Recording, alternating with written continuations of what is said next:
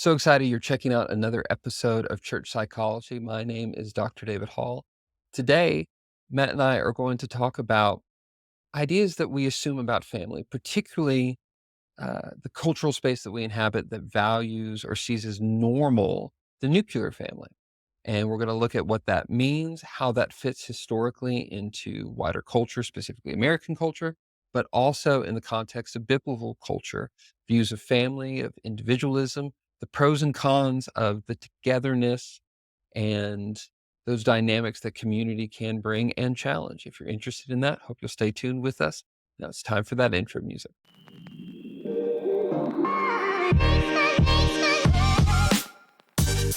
Welcome to Church Psychology, a podcast of the Negev Institute. We are mental health professionals looking at the intersections of social and behavioral science in the Christian life. Please connect with our free resources in our open community library at churchpsychology.org.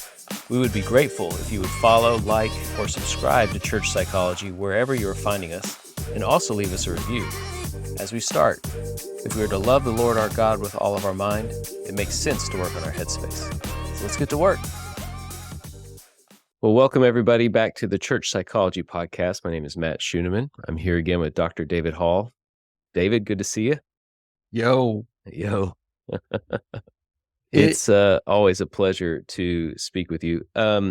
So let's talk about something that you had on your mind, which is often the case in these podcasts. It's like, hey, I've got this idea. And I'm like, that sounds great. One time, next season, if we do another season, it's going to be all Matt's ideas. Well, of course, we're going to do another season. And if you want to set yourself up with the pressure of you got to come up with all the ideas, yeah, go for it. It's go not for mine it. to Like worry about. Yeah. No, we keep a Trello board for those who aren't familiar with that. It's an online organization tool.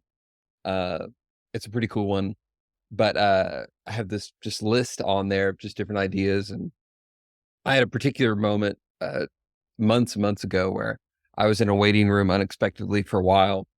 And that's just what I was doing. I was just thinking of ideas and putting them on the list. Like 80 came from that sitting. It was. But here's one. Yes. So I've said this on the podcast before, I'm pretty sure. And if I haven't, I'm saying it now. I generally, as Matt and I have kind of talked about the sorts of conversations we want to have and the topics we want to get into, I'm very strongly resistant to the idea of doing hot takes. Like, okay, here's the latest thing in the news. Yeah. Here's this latest trend. Partly because, I think that creates a bind where if you're doing that all the time, then something comes out and you don't really feel you have much to say about it, or you don't want to say much about it, then the pressure becomes like, oh, why aren't you saying something about this thing that's just come out? Yeah. And the other bit is, I think part of wisdom, and that's part of what I think Matt and I want to communicate in this or help encourage people to consider is what are practical, wise engagements with the things around us, with ideas, with concepts of our lives and our emotions. And I think oftentimes wisdom requires some time to marinate, to consider something. Mm-hmm. But I did want to bring up this article. So all that in context, this is an article that I've read and really liked. And I'm okay to treat this not as a hot take because we're recording this in, late summer 2023. And this was an article that came out in the spring of 2020. So I think this had time to sit. But this is an article from The Atlantic, which I enjoy a lot of things that The Atlantic puts out by the writer David Brooks. Mm-hmm. And it is entitled, "The Nuclear Family Was a Mistake." And in it... Strong words.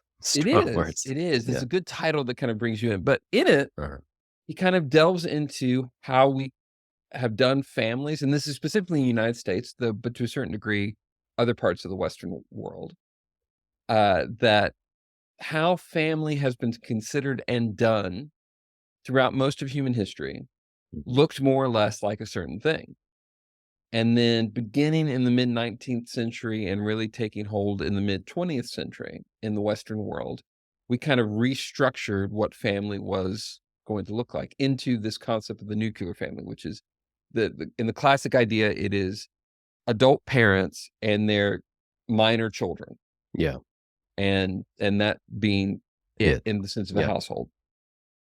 And Brooks talks about the pros and cons of this, and there are a lot of uh, pros and cons.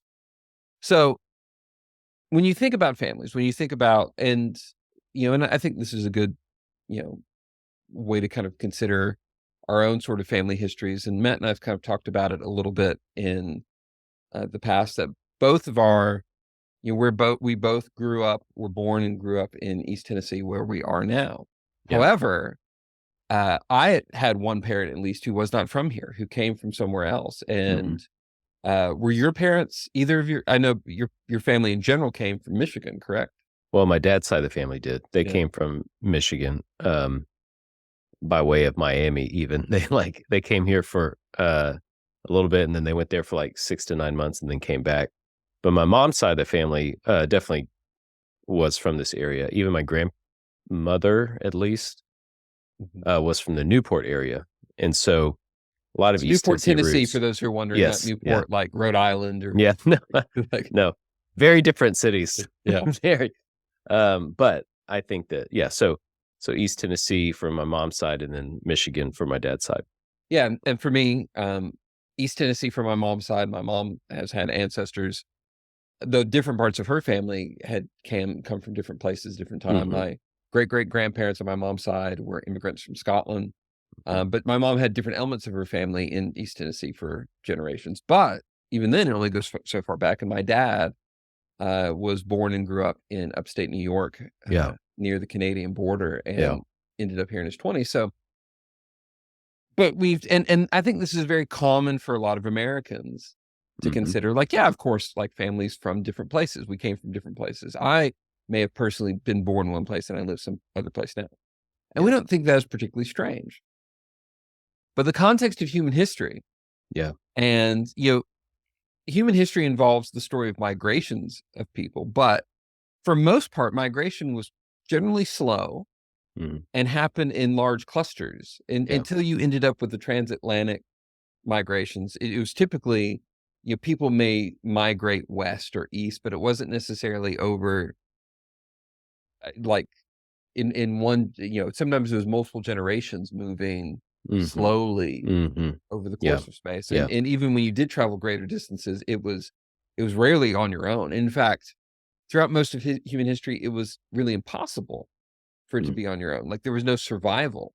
Yeah, yeah. Um, one of Well, my you talk favorite, about history, but yeah, even in the sense of the here and now, um, different cultures, are more this way, and maybe this is what the article was kind of alluding to too, but, like, Eastern cultures not very much separate from each other as much yeah. as the Western cultures. No, and Um, and that's a factor as the United States has new immigration patterns for people from other cultures. That is an issue, but yeah. or it's something that gets highlighted. So one of my favorite biblical scholars is a woman named Sandy Richter. She's at Westmont College in Southern California, and she writes a lot about Old Testament social structures Mhm. and gender roles and things like that. And we have some links in the show notes. Of one's a great conference video for hers, but then also she writes a lot about the roles of women and concepts of women's rights in the Old Testament and things like that. But one of the things that she highlights that I think is really important is if you look at, like, from a biblical historical standpoint, Yeah. and particularly early Israel, the idea of your survival was Mm. dependent on your relational structure, your kinship structure, your Mhm. family. Mhm. And she talks about this as she unpacks things of the rights of women and of men, that the idea of the concept of individual rights. And there's a great article that we'll have in the show notes about from Viola. It's a blog post, but it's entitled Sexual Violence Against Women in the Old Testament Law. And in that, she really kind of takes a lot of assumptions we have in our modern lens and looks at how would someone in the Old Testament see this in the context of family and family relationships. Uh-huh. And she really unpacks this idea that there was no such thing as individual rights in the ways that we would think about it. That the Bible in the sense of Hebrew scripture is super unique in its context. of ascribing value and dignity to people on an individual level. Mm. So there's value of the individual, but in the Mhm. sense of your rights in the ways that we think about it. And I mean that specifically, my right to choose independent from my family structure, all these different things about my Yes. livelihood, my spouse, or things like that. Mhm. In the context of the Old Testament, that wasn't a concept for men or for women. Yeah. And if you look up throughout most human history, that's not a concept. In going back to Brooks's article, that up until the mid 1900s in America, most families operated on what he calls the corporate family, and this comes out of the work Stephen Ruckles, University of Minnesota. Mhm. Uh, and he goes, these were social structures of livelihood and businesses, and up until 19 or 1800, so 220 plus years ago, 90% of American families lived in this structure, and a corporate family was most often around a farm. Yeah. And your livelihood was dependent on this. And if it wasn't a farm, it may be a family business. You may have a tavern or a blacksmith or things like that. But it wasn't necessarily like, this is Matt's business. Yeah. Businesses didn't run like that. They required so many more people and Mhm. labor, and your family was involved. The idea of, that Matt would have a blacksmith shop and his wife would work in the bakery would not be a typical thing. It would be, Right. well, if Matt was a Yeah. blacksmith, that's the family business. Right.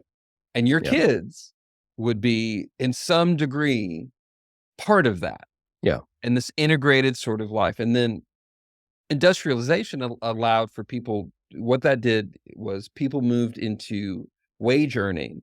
They left their communities in different ways because all of a sudden now there were different job opportunities. You're in a farm in Michigan or or village or something like that. Now there's opportunities to go to places like Grand Rapids and Detroit Right. because they're Right. jobs that pay differently. And that was a radically different thing in the context of humanity. But that leads to travel, leaving your family means Mm. there's distance. So family has to Mhm. function differently. Mhm. And it changed a lot of things. I think a lot of times we have this idea that in olden times, like people got married super young, that you would have been married at 17. Mhm. And the truth is that in this corporate family structure in the United States, most men, this comes out of Ruckles research, uh, uh, or Ruggles, that you would have been married at 26 as a man, would have been more Mhm. likely. Your Mm. spouse could have been younger, but as a man, you would have been married around your mid to late 20s. Whereas it's when men began moving away to the cities that marriage age dropped. Oh. Part of that Mm. was because you think about, like, I don't have the support or Yeah. company, Yeah. comfort. I'm just on Mhm. my own as a bachelor. I may be boarding with another family, but I'm longing for that family connection for that. So I'm going to engage in Mm. marriage earlier. And my Interesting. my economic prospects as an independent person are greater, so I'm more likely to be able to do it. But Yeah. and in some ways Wow. this feels super cozy Uh-huh. to have about this extended family. But for anyone Yeah. who's dealt with family, there's a Uh, cost. I wanna quote something from David Brooks in this and want to get some of your thoughts, Matt. And this yeah. this is a direct quote from the Brooks article in the Atlantic. As we've become more distant Mhm. and separated in how we do family, in the embrace of the small nuclear family. This is what Brooks says. Because we've made life better for adults, but worse for children.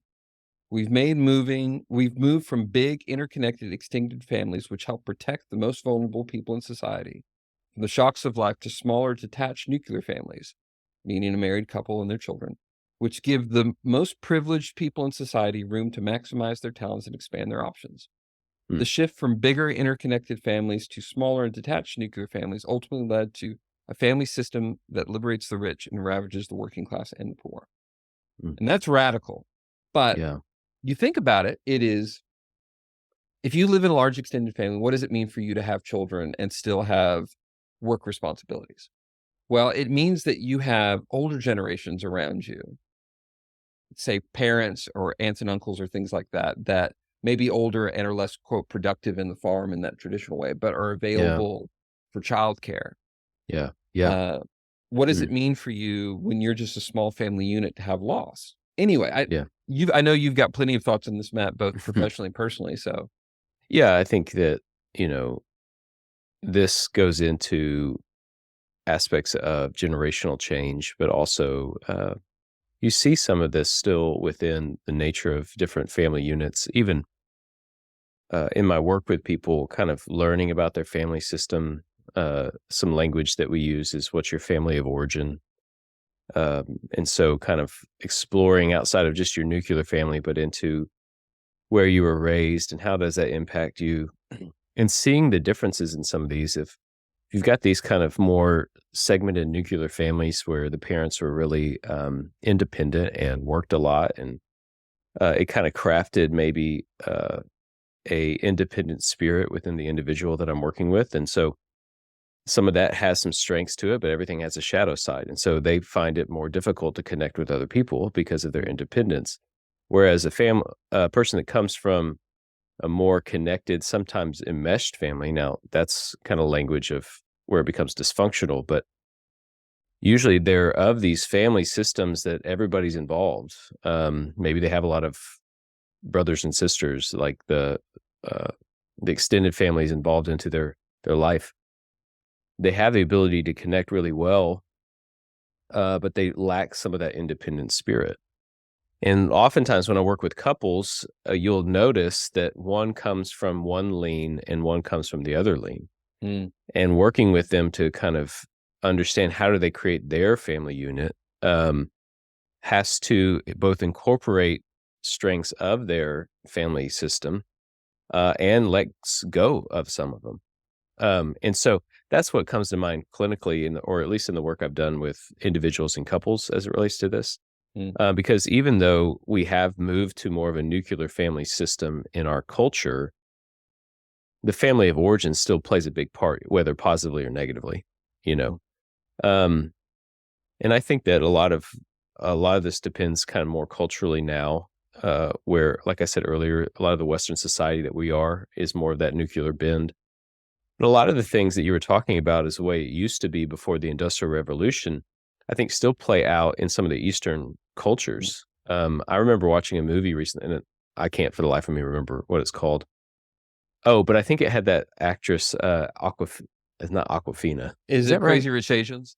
No, no, no, no, no. Oh, That's its own brand okay. uh, of comedy. But Awkwafina, this one so was, she's yeah, go on. but I think she was in it. If that's her name, and it was kind of like this.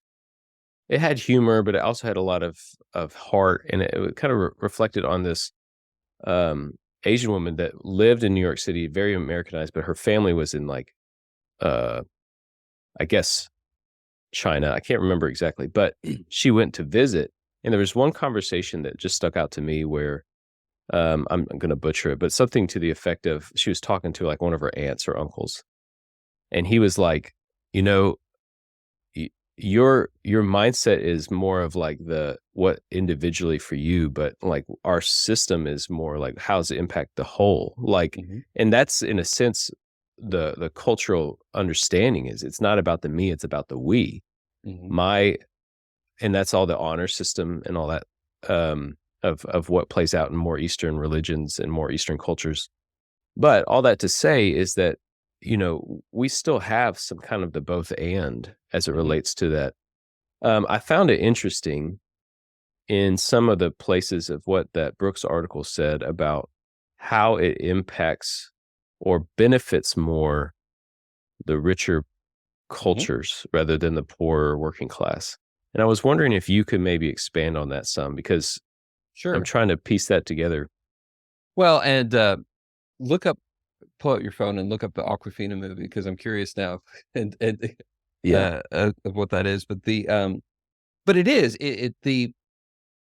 so according to the Brooks article, that the nuclear family in the United States kind of reached its heyday in the post-World War II era, Mhm. and going from, like, 1950 to 1965 because certain radical there was a huge population expansion, uh, in the baby boom.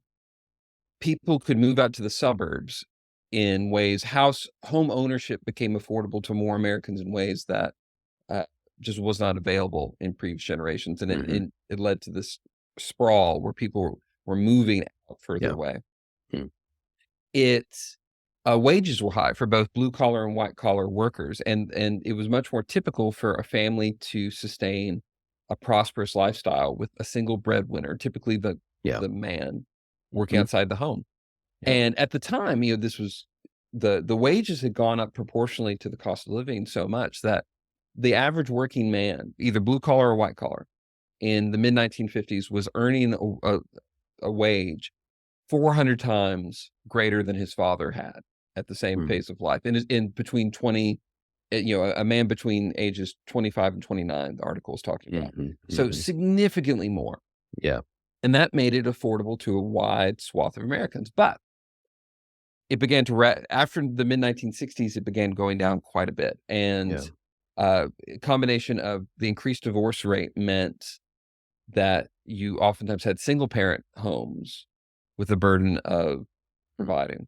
Mhm. And what this meant was that the people today that can most sustain the nuclear family model are the ones that have the most money. Yeah. Because what they end up doing is what traditionally were resource needs that were met from the extended family, Yeah. we pay for now. We pay Right. for childcare, whether it's daycare or having a nanny or whatever Yep. that looks like. Yep. We pay for meals. Like I don't have children, but I also have a wife that works full time and we don't cook very often. Like cooking is not part of our regular life. It's Yeah. something we do occasionally, Yeah. but Mhm. we are but it isn't a burden to us to pay other people to provide us food. Mhm. We just take that for granted. And Yeah. but for so many people that is not a thing. And but you talk about, Matt, and I think it's a big thing to highlight that both for economic reasons, but also for cultural reasons. Yeah. Um, in the United States, a lot of first, second generation Asian Americans and also Latinos, the interconnectedness is much more there. Part of it is because that's much more culturally normed in the Yeah. cultures of origin, and oftentimes because the economic needs requires that. That's right. Yeah. And that movie, by the way, is Yeah. called The Farewell. It was a Okay. great movie. Okay. 2019. Yeah. So The Farewell with Aquafina in it. Great movie. Church Psychology is a production of the Negev Institute, a research, resource, and teaching initiative that aims to provide Christian communities with practical education and consulting to faithfully speak to our needs in mental health, relational science, and human habit and behavior. A great way to support Negev is to start a free membership in our open community library at churchpsychology.org, and then stay connected with our email newsletter to hear about new classes, publications, live forums, and in-person events. Again, you can find all that at churchpsychology.org. There's strengths and weaknesses into the idea of living in extended families. Because again, it's easy for us to think about, oh, it'd be great. Let's live kind of more like this. Mhm. Until you have to stop and think about your family Mm. Mm. and, Yeah. and what that means. Yeah. As there's strengths in extended family. One is resilience. Mm.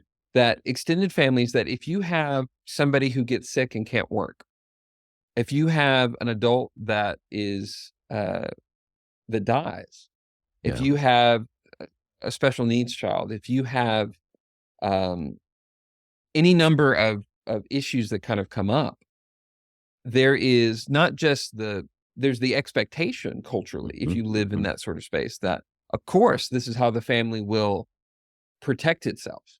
Yeah. And when you live in much smaller family units, the shocks of those sorts of disruptions are much greater. That's right. And that's something I know in your kind of personal story. That's right. Yeah. And, for those that don't know me or my story, in 2010, my mom passed away from pretty severe cancer. And at the time, I was uh, 25-ish and just gotten engaged to my now wife. My sister was about to become a school senior. And, you know, we being kind of a nuclear family, we did have family around. I remember vividly, like, my grandmother's impact of comfort and care. Mm, Um, but my mom's mom had passed, some of our other family was kind of further away. It didn't feel like we could kind of adjust as well based on not having a super large family unit around us. Now, and we talked about this, David, I think yesterday, even as we prepared for this. One thing I reflected on, and this is somewhat of what I think the church can be for people, but Mhm. the one of the craziest memories is my mom had just passed away when we were at the hospital, and a lot of stuff goes on after those moments and just the wildness of that. So somehow, though, we're coming home. Well, we needed to come home, and we all kind of the three of us, my dad, actually my soon to be wife was there too, and so we all come to my dad's home. And when we get there, there's like an army of people there. Mhm. Some people are cooking. Some people are like literally chopping down trees that are overgrown. Mhm. People are cleaning. And I don't know if they were intending to be there by the time we got back, and maybe we just kind of rushed the gun and they were just going to surprise us. But I remember that kind of army of people being such a place of support and comfort. And there were people from my parents' church. And so it's this sense of the extended family for us kind of were adopted into the church unit as being that, you know? And so I think even as Westerners in this stage of life or the stage of life, this kind of era that we're in where the nuclear families become so much the focus, we see that it may not be like our blood family that is Mhm. kind of surrounding us, although they were there too, some that were around, but it was more so like this kind of adopted family of the church that was such a support for us. Mm. Um, and so I definitely resonate with a lot of things we're talking about in both sides of Mm. uh, this You know, conversation. as we began the conversation talking about distance, and that's one of the things you touched on in this, Matt, of that you had family that cared, but how near were people? And I think of my own childhood, like I grew Yeah. up generally just with my own nuclear family Yeah. that I had, that my dad's family lived somewhere else, and I would see them a few times a year, Yeah. but they weren't like part of my regular rhythm of my life. And my mom had family in town, but my grandparents, it even just the value system of the nuclear family that Hmm. I have an aunt who's quite a bit younger than my mom, who when I was growing up was still in high school for a lot of it, and my grandparents were still working and were still, Hmm. and so basically they had their lives. I would see them, a few times a month, and there was a season in life where we went to the same church, and so I'd see them on Sundays, but it would be it wasn't like every day or even every week that I would see them, even though we were in the Right. same town. And, you know, and, in need particularly, we feel that. Mm. There's when we have extended family, we can absorb a lot more socially, Yeah. Yeah. and there's also particularly there's a what Brooks talks about, there's a socializing force to it where when you have lots of adults around children as they're coming up, there's a lot of people to impart Yeah. Yeah. wisdom and things like Hmm. that. A lot of Hmm. the research on thriving for emerging young adults, one of the greatest factors that shows uh, what will set up young adults for success, so teenagers and preteens, is having non-parent adults in their lives that are Yeah. speaking to it, Yeah. and that can Yeah. be aunts and uncles and grandparents Yeah. and things like that, and we live in ways where we're more cut off from that, and those are all positive things that give us strength, but there's difficult things in trying to Mm. manage extended families. One, there's a lot less privacy. Yeah. I mean, when it's kind of you mentioned the term enmeshed, which is Mm. that's a very psychological term, but it's what Right. we talk about in mental health of families that feel too together. And even that, I have critique on the concept of enmeshment because it comes from the concept came out of work and research done by Western centric Right. psychiatrists and Yeah. Yeah. psychotherapists in the 1950s during the heyday Right. of the nuclear family. Yeah. There may be a little bit of a bias there for Yeah, sure. and Yeah. and but this idea of what we have cultural ideas and values of that. Well, what is my business or what is not my business? And Yeah. uh, there's also the higher stability of living in an extended family. The trade-off is there's less mobility. If you're in a culture where the expectation is you're going to continue to work on the family farm or take over the family firm, And that's, what if you want to go be a therapist? Right. Yeah. And a lot of the Limited options. Right. yeah, a lot of the stories we tell culturally is valuing that independence, that mobility of like, you can go and find you and all that. And we that's the space we live in, Right. but there's a cost. Yeah. So I want to shift now to some of what you highlighted too, Matt, about the idea of how does the church step in and be Yeah. different things, or how Mhm. should the church Mhm. step in and be different things? This is the thing where people struggle in church life. I think a lot of times the romanticization we can have in church life is like it's like this big family, Yes. Yes.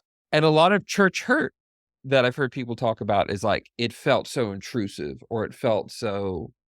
I mean, I Or think every bit of. distant on the other side of that. Yeah.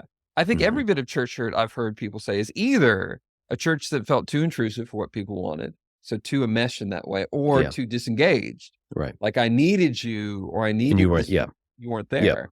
Yep. And Mhm. I don't think I hadn't thought of that till I just said that, but I think that maybe I can't think of a lot of church hurt that wasn't.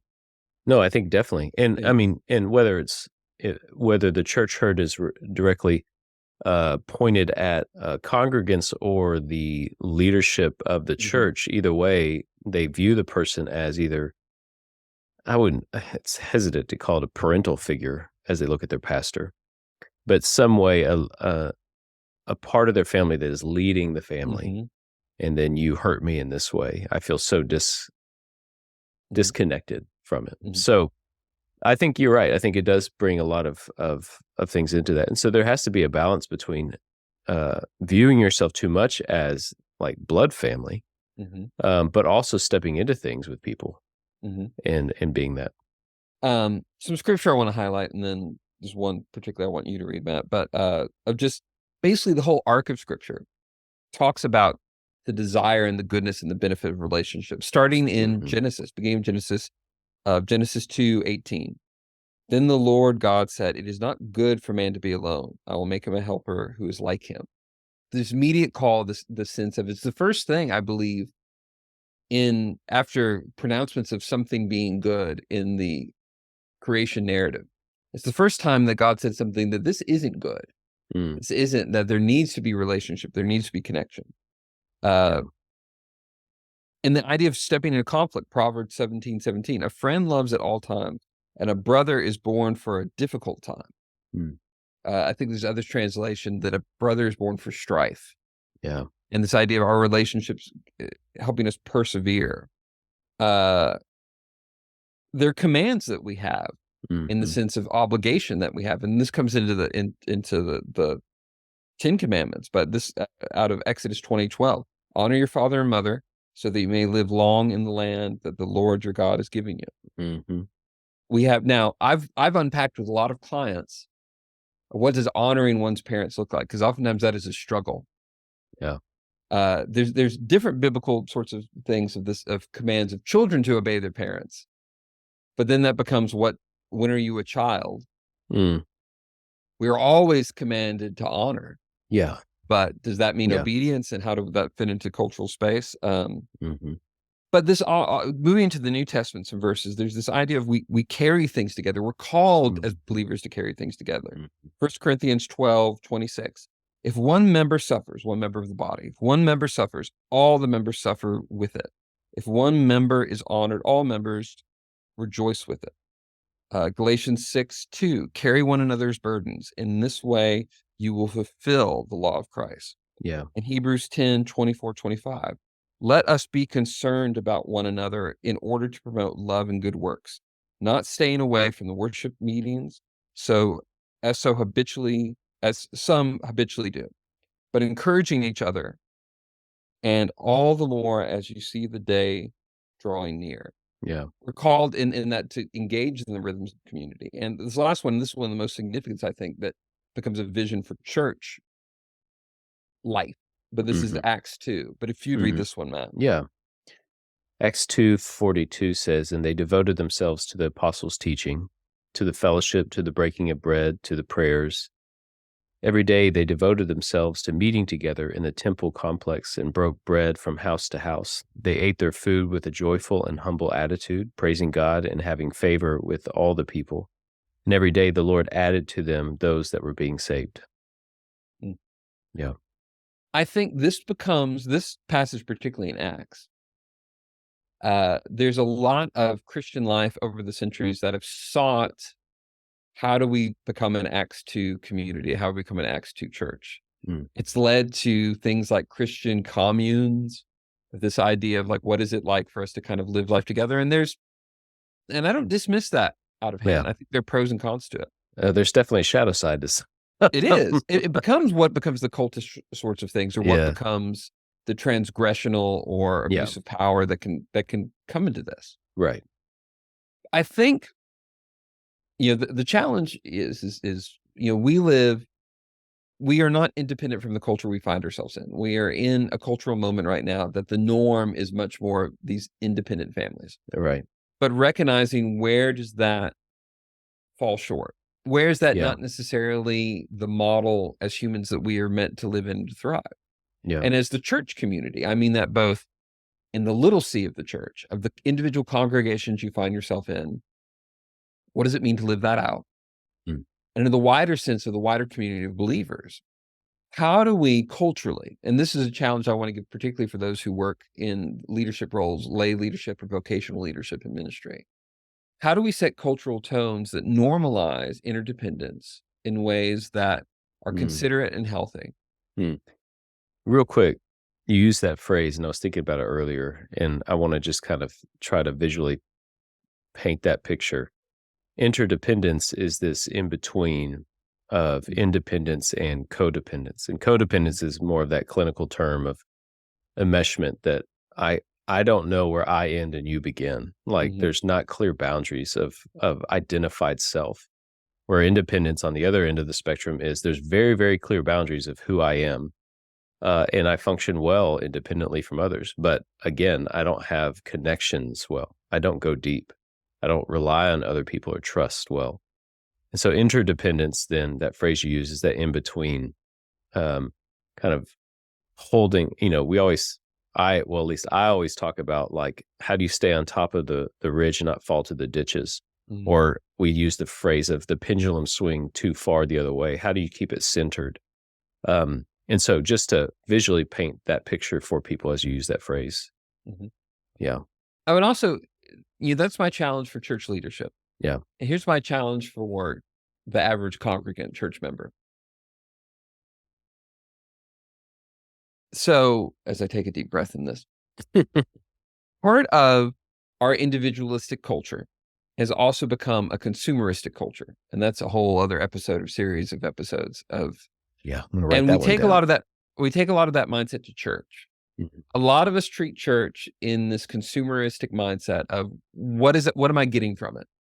How is this meeting my needs? How is this? And part of that becomes is that even if you live in a fairly secularized environment, Mm. you have options probably in church. Yeah. You have options of like, well, I'm not happy with this church. I'm going to go to this other church. I like this worship style better. This pastor Uh, preaching better. I mean, that's what I mean, half of church attendance changes is not new believers, Mhm. it's church hoppers. I would say even more than half. Well, Definitely in the context that I yeah. live in. And here's the tricky bit of, to really make this work, to make community work, it can't just be about convenience. For there to be the stability in extended community, Yeah. there has to be a willingness to bear and even to suffer with other people. Mm. And historically in extended family, it wasn't just, I want to be a part of this because it's the safety net for me. I've got to be willing to step up and be the support and safety net for another person. That's right. I've got Yeah. to be willing to sacrifice my own dreams and desires or personal preferences. I'm going to sit and have Thanksgiving with you, even though you drive me nuts. Mm. Even you like, and so many things. And Mm. there's a richness that we have access to when we're willing to sit in what at times feel less than ideal situations. Now, I want to give a caveat here because, as Matt and I always talk about, there's always the tension and the balance. Yeah. If your church is legitimately unhealthy. And I don't mean unhealthy in the ways that social media will talk about it, but in this idea that they are not this is the leadership and the life of the congregation is not Mhm. Mhm. manifesting the fruit of the Spirit, is not Mhm. pursuing biblical life and righteousness, is not like there are lots of legitimate reasons that a person may say, "I cannot walk with this community or Yeah. congregation anymore." Yeah. Absolutely legitimate. But if Yeah. it's like, "Ugh, I'm not really feeling the preaching," or Mm. I'm not like that's where as both a Christian, but also as a therapist, I give pushback because Mhm. if all your life is just about what feels the best, it ends up being so brittle. Yeah. Yeah. No, it's very true. I think we'll definitely need to come back to that conversation because I think there's a lot of fruit to having that discussion. Mhm, Um, and can even apply to this because, whether it's your church family or your biological family, um, both spaces we have to live in tension mhm, to pursue interdependence versus the other two options. And that's not easy. And it's not a very clear road. Sometimes it feels like gray lines. mhm, Um, but to even consider moving into that may be the place to which this can encourage you to move. mhm. So Well, Matt, I appreciate the yeah, conversation today, I love as it. usual. Yeah, it's already inspired a couple ideas for further episodes. So Yeah, as always, we're gonna bring them. yeah. So thank you again for listening to this or viewing it on YouTube, and we look forward to bringing more to you soon. Until Alright, then, thank you, Matt. bye. Thank you again for being a part of our latest episode of Church Psychology. If you have enjoyed it, we hope that you will share this episode with others in your life. And please do remember to follow, like, and or subscribe to Church Psychology wherever you're finding us, and leave us a review. We look forward to connecting with you again soon.